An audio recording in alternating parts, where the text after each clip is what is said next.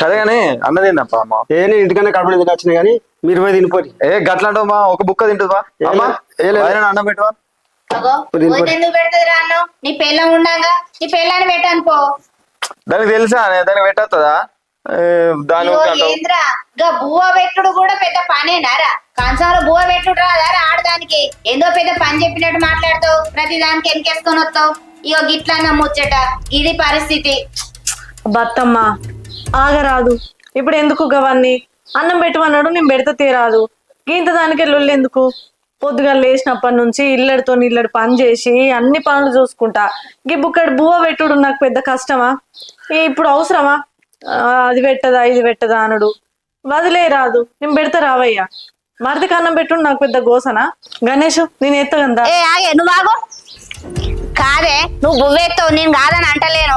ఇది ఇప్పటికైనా మరి బువ్వ పెడతా అత్తమ్మా, నేనెందుకు పెట్టాను, నేనెందుకు పని చేయను ఒక్క మాట అంటాందానే? ఇంత మాట్లాడినా కూడా అసలు మీ బాధ ఏందత్తమ్మా? నాకు అర్థం కాదు. అరే కనీసం 10 నిమిషాలు టైం ఇస్తలేరు నాకు మాట్లాడడానికి. నేనే ఎత్త కావచ్చు కదా. పొద్దున కూడా ఇట్లనే సంబంధం లేకుండా తిట్టిరు. ఇప్పుడు బాబాయ్ ముందు కూడా అనుడు అవసరమా? ఆయన గట్లనే అచ్చుట్లనే నన్ను ఏదో దరిద్రం అది ఇది అని కూడా మాటలు అంటాడు. అసలు ఏంది ఇంట్లో ఉండన్నా పోవన్న ఏమనుకుంటారు నా గురించి? చూసిన వారని పెళ్ళాం ఎట్లా మాట్లాడుతుందో, అన్నిటికీ ఇట్లనే ఎదురు సమాధానాలు ఇస్తాంది. పొద్దున నేను చెప్పినవి అన్ని మనసులో పెట్టుకొని ఇగో ఇట్లా మాట్లాడుతాంది. ఇది రీతి. నేను కాదత్తమ్మా మనసులో పెట్టుకున్నది, నువ్వు మనసులో పెట్టుకున్నావు. మీ అన్న బిడ్డను గణేష్ పెళ్లి చేసుకోలేదన్న కోపం నువ్వు మనసులో పెట్టుకుని ప్రతి దాంట్లో నన్ను అంటాను. అయినా అమ్మ నీదే తప్పే. వచ్చిన వాళ్ళు అందరి ముంగట శిరీషను పెళ్లి చేసుకోలేదని చెప్పడం అవసరమా? అట్లా చెప్తే దాన్ని బాధ అనిపించదా? బాధ అనిపించి ఒక మాట అన్నది. అయినా నేను వేసుకొని తిన్నా అన్నం అయిపోవు, లేకపోతే నిన్నేమన్నా అయిపోవు. వైనా అడిగినందుకే కదా ఇదంతా లొల్లి. నువ్వు లోపలికి వా. అయితే ఇప్పుడు నాదే తప్ప? చూసినావానే నీ మరిది కథ.